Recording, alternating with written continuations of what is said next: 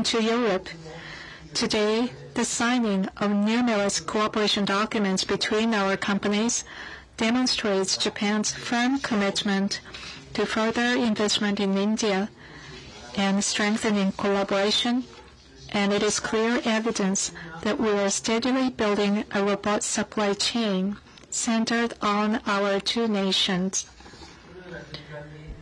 It is a great honor for me to stand here together with His Excellency Prime Minister Modi at such a moment. I wish to see our bilateral cooperation develop even further into the future. To achieve this, I will outline 3 key initiatives. First, the promotion of people-to-people exchanges, that is the foundation.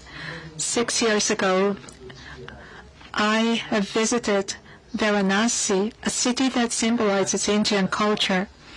The people I met there were hardworking and filled with strong hopes for the future. And I was overwhelmed by India's energy for growth.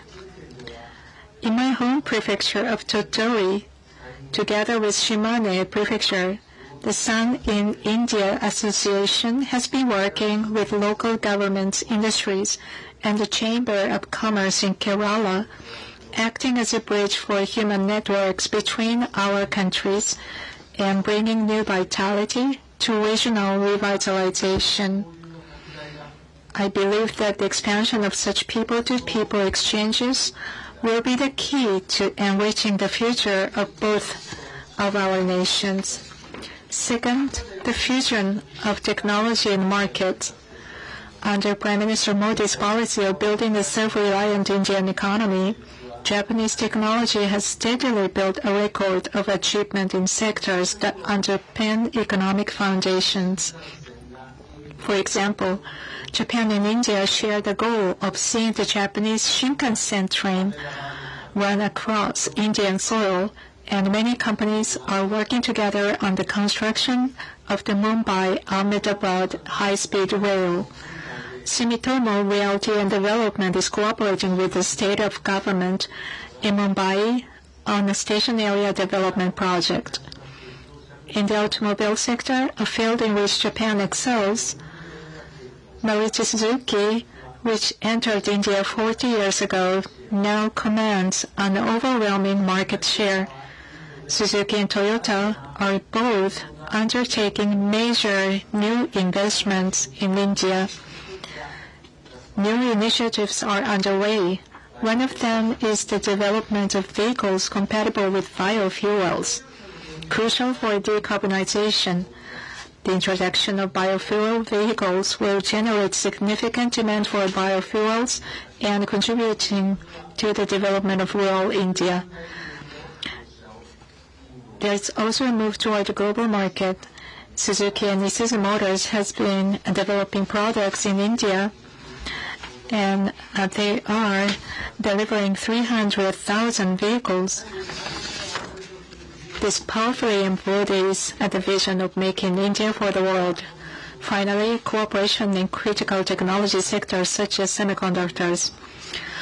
Under Prime Minister Modi's leadership in semiconductors, efforts are underway to develop India into a future hub for semiconductor manufacturing and design. Tokyo Electron, Renesas, and Fujifilm, such companies are actively supporting this initiative by investing locally. In the battery sector, just last month, a delegation of over 30 Japanese companies visited India, and a total of 70 companies from both sides engaged in business matching. Discussions toward collaborations are already active, and we look forward to further progress.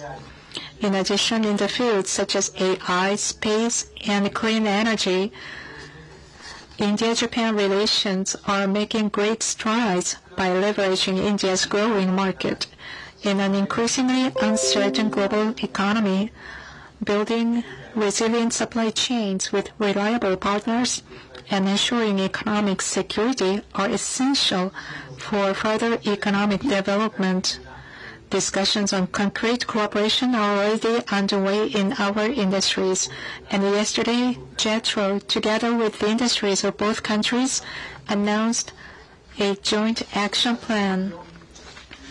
I sincerely hope that such initiatives will be advanced between India and Japan, bound together by unwavering friendship and trust. As I mentioned, there lies great potential for progress between our countries. Needless to say, the driving force to turn this potential into reality is all of you in the business community. Alongside the government of India, the government of Japan will firmly support these steps forward. Thank you very much. Dhanyavad.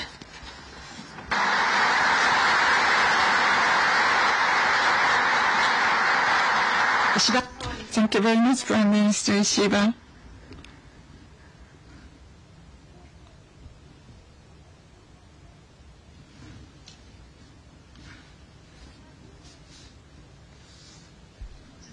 Now we would like to invite His Excellency Narendra Modi, Prime Minister of India, to give us an opening remark.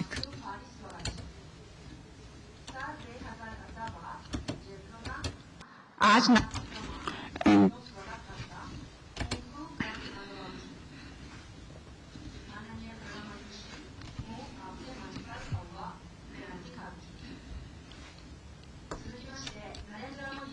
next, we would like to invite His Excellency Prime Minister Modi, please. The floor is yours.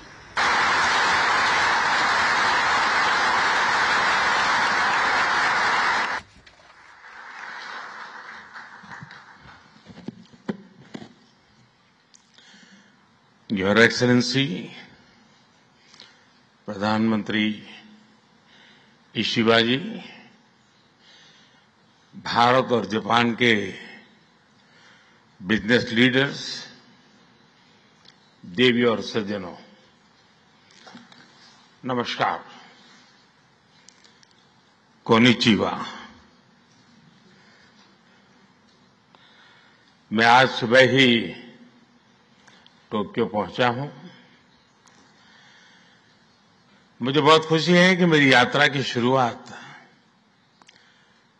Business जगत के दिग्गजों के साथ हो रही है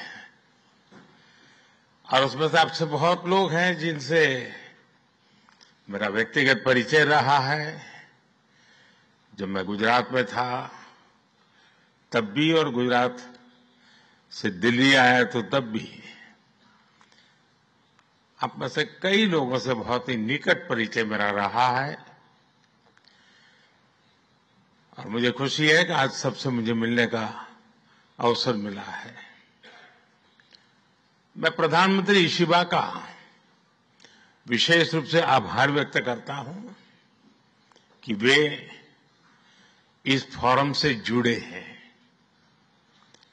उनके बहुमूल्य वक्तव्य के लिए मैं उनका अभिनंदन करता हूं। साथियों, भारत की विकास यात्रा में जापान हमेशा एक अहम पार्टनर रहा है। मेट्रो से लेकर मैन्युफैक्चरिंग तक, सेमीकंडक्टर से लेकर स्टार्टअप्स तक, हर क्षेत्र में हमारी साझेदारी आपसी विश्वास का प्रतीक बनी है। जापानी कंपनियों ने भारत में $40 बिलियन से ज्यादा का निवेश किया है। मात्र पिछले 2 वर्षों में $13 बिलियन का प्राइवेट इन्वेस्टमेंट हुआ है। JBIC कहता है कि भारत सबसे प्रॉमिसिंग डेस्टिनेशन है। जेट्रो बताता है कि 80% कंपनियां भारत में एक्सपांड करना चाहती है और 75% ऑलरेडी मुनाफे में है। यानी in India capital does not just grow, it multiplies. साथियों, पिछले 11 वर्षों में भारत के अभूतपूर्व ट्रांसफॉर्मेशन से आप सब भली भांति परिचित है। आज भारत में पॉलिटिकल स्टेबिलिटी है, इकोनॉमिक स्टेबिलिटी है, पॉलिसी में पारदर्शिता है, प्रेडिक्टेबिलिटी है। आज भारत विश्व की सबसे तेज ग्रो करने वाली मेजर इकोनॉमी है और बहुत जल्द विश्व की तीसरी सबसे बड़ी इकोनॉमी बनने जा रहा है। वैश्विक ग्रोथ में भारत 18% योगदान दे रहा है। भारत की कैपिटल मार्केट्स में अच्छे रिटर्न्स मिल रहे हैं। एक मजबूत बैंकिंग सेक्टर भी है, लो इन्फ्लेशन और लो इंटरेस्ट रेट्स, करीब $700 बिलियन के फॉरेक्स रिजर्व है। साथियों, इस बदलाव के पीछे हमारी रिफॉर्म, परफॉर्म और ट्रांसफॉर्म की अप्रोच है। 2017 में हमने वन नेशन वन टैक्स की शुरुआत की थी। अब इसमें नए और बड़े रिफॉर्म लाने पर काम चल रहा है। कुछ हफ्ते पहले हमारी संसद ने नए और सिंप्लीफाइड इनकम टैक्स कोड को भी मंजूरी दी है।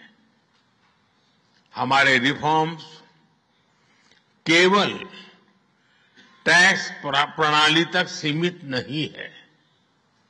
हमने ईज ऑफ डूइंग बिजनेस पर बल दिया है। बिजनेस के लिए सिंगल डिजिटल विंडो अप्रूवल की व्यवस्था की है। हमने 45,000 कंप्लायंसेस रेशनलाइज किए हैं। इस प्रक्रिया को गति देने के लिए डीरेगुलेशन पर एक उच्च स्तरीय कमेटी बनाई गई है। डिफेंस और स्पेस जैसे सेंसिटिव क्षेत्रों को प्राइवेट सेक्टर के लिए खोल दिया गया है। अब हम न्यूक्लियर एनर्जी सेक्टर को भी खोल रहे हैं। साथियों, इन रिफॉर्म्स के पीछे हमारा विकसित भारत बनाने का संकल्प है, हमारा कमिटमेंट है, कन्विक्शन है और स्ट्रेटेजी है। और विश्व ने इसे रिकॉग्नाइज ही नहीं, एप्रिशिएट भी किया है। S&P ग्लोबल ने 2 दशक बाद भारत के क्रेडिट रेटिंग अपग्रेड किए हैं। The world is not just watching India, it is counting on India. साथियों, अभी भारत जापान बिजनेस फोरम की रिपोर्ट प्रस्तुत की गई। कंपनियों के बीच हुई बिजनेस डील्स, इसका बड़ा विस्तार से वर्णन दिया गया। इस प्रगति के लिए मैं आप सभी का बहुत बहुत अभिनंदन करता हूं। हमारी साझेदारी के लिए मैं भी कुछ सुझाव बड़ी नम्रतापूर्वक आपके समक्ष रखना चाहूंगा। पहला है मैन्युफैक्चरिंग। ऑटो सेक्टर में हमारी भागीदारी बेहद सफल रही है और अभी प्रधानमंत्री जी ने इसका विस्तार से वर्णन किया। हम साथ मिलकर वही magic batteries, robotics, semiconductor, ship building और न्यूक्लियर एनर्जी में भी दोहरा सकते हैं।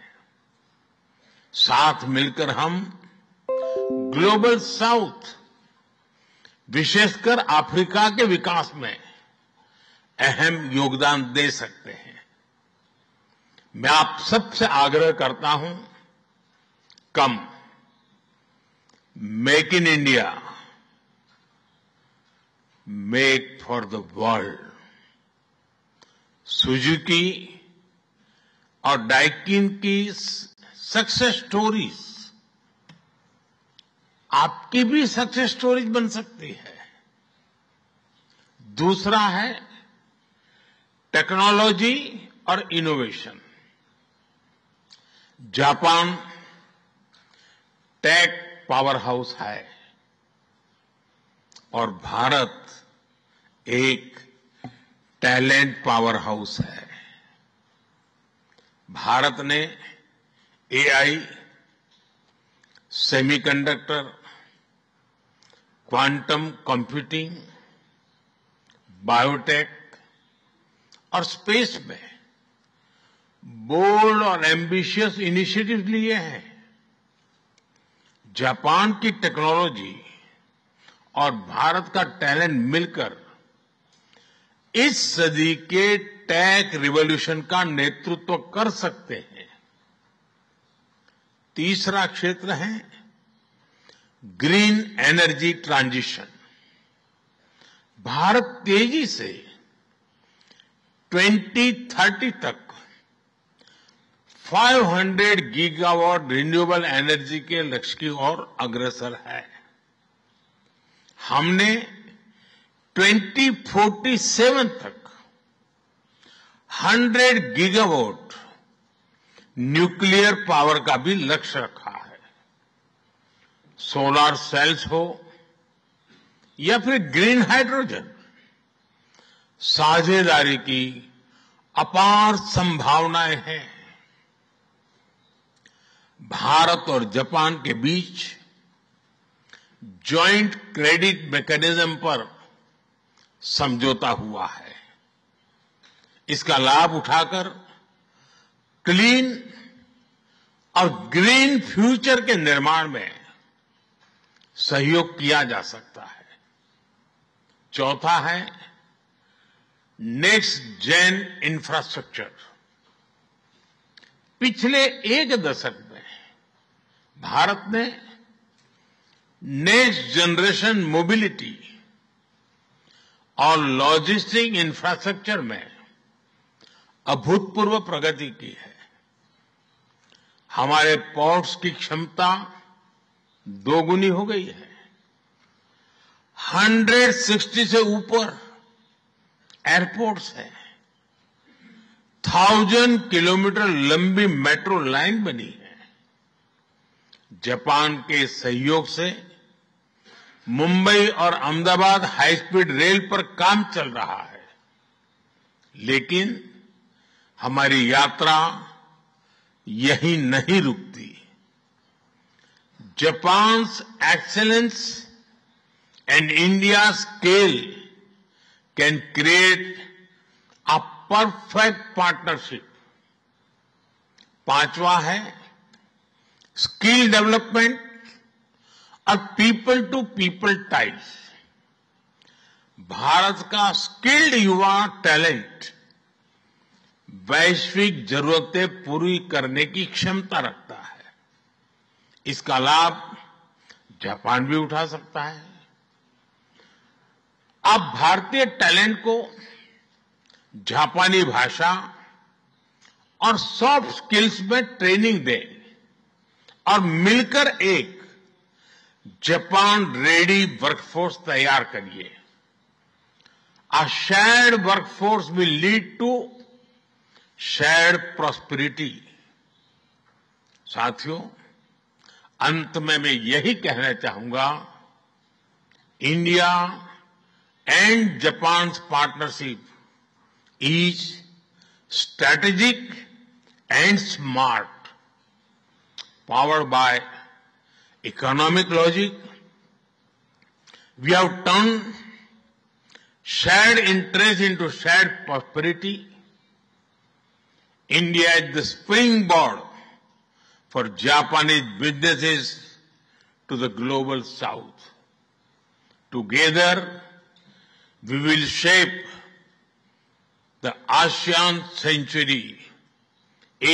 century for stability, growth and prosperity. इन्हीं शब्दों के साथ मैं प्रधानमंत्री इशिबा जी और आप सभी का आभार प्रकट करता हूं। अरिगातो गोजाइमास। बहुत बहुत धन्यवाद।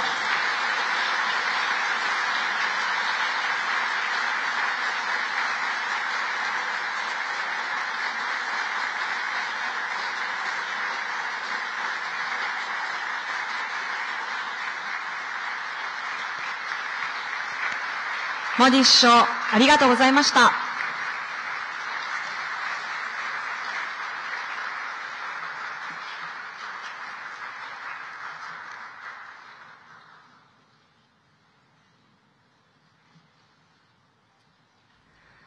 और आप सुन रहे थे टोक्यो से इंडिया जापान इकोनॉमिक फोरम के ये ओपनिंग रिमार्क्स जो पहले प्रधानमंत्री जो जापान के थे उन्होंने कहा। उसके बाद फोरम ओपन किया गया जहां पर हमने प्रधानमंत्री नरेंद्र मोदी को सुना। उन्होंने साफ तौर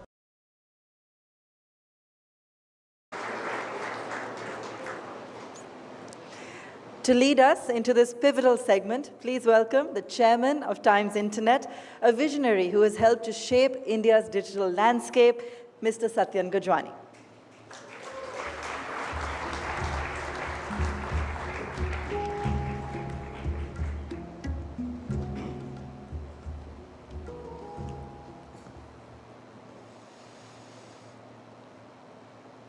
Honorable Prime Minister Narendra Modi ji, distinguished guests, ladies and gentlemen, what a time to be gathering here in Delhi for the second edition of the Economic Times World Leaders Forum. If we sit here in silence and listen deeply, we might just be able to hear the great wheels of historic global alignments turning. Long-held assumptions and friendships all deserve careful reevaluation. The lessons for countries around the world from the events of the last few months is perhaps one that Prime Minister Modi has been championing for years now: Atmanirbharta, or self-reliance. It's now clearer than ever that global cooperation must go hand in hand with national aspiration and assertion. One cannot come at the cost of another. And today, I'm so glad that we are with the one world leader who has refused to bow in the face of opportunistic tactics and arm twisting, even as far too many leaders around the world have chosen to play ball, even at the cost of national pride. Exactly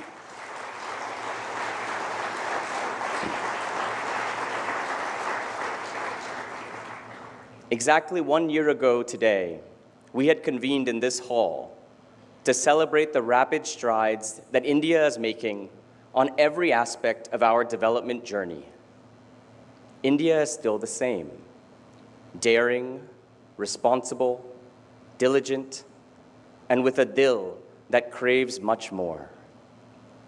In the meantime, the global stage has become increasingly unstable. A few months ago, we faced an unpardonable attack from a neighbor long accustomed to bargaining through terror. Operation Sindoor, carried out under Prime Minister Modi's decisive leadership, not only gave a fitting reply, but it also effected a reset in how India will respond to any such provocations in the future. Friends, for his decisive leadership in India's hour of need, I say we thank the Prime Minister with a big round of applause.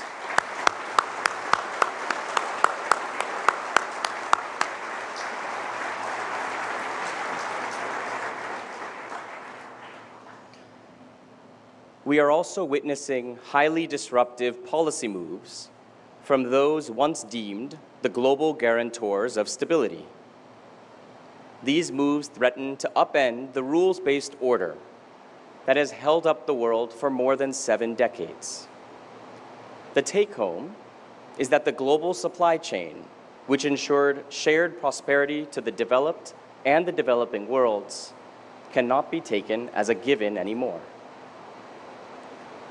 For perspective during challenges such as these, it's useful to take a step back and look at the sweep of our history. We went through 1,000 years of invasions and centuries of crippling colonialism. And yet here we stand, a sovereign, self-reliant, and proud republic, soon to be the world's 3rd largest economy, with its eyes set firmly on the future. No challenge is too big for this eternal nation. Ladies and gentlemen, the faces in this hall itself tell of our greatest strength, our people.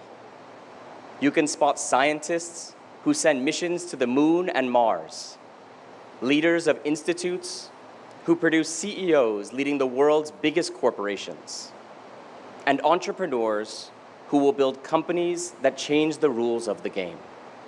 And that is a story that no one can put a stop to.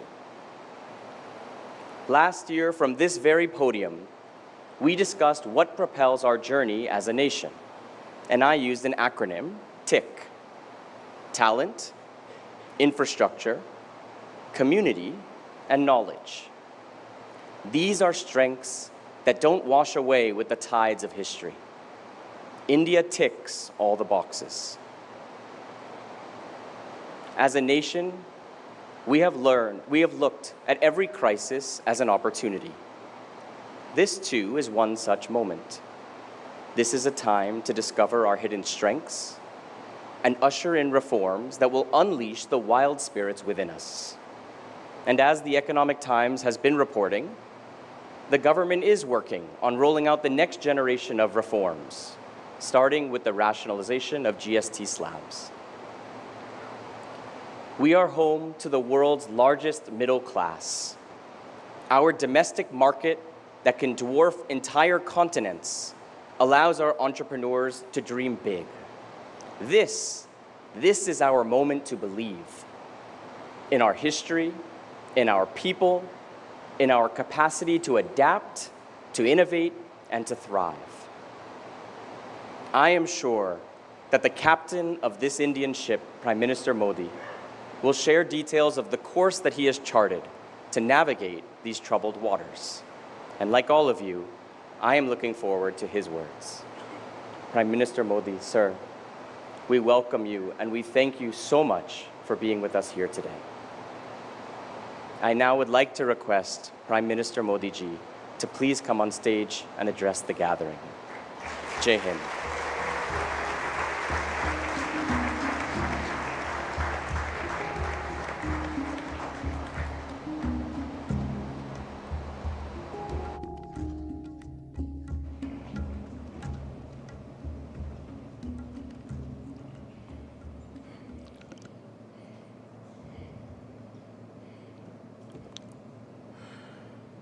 नमस्कार।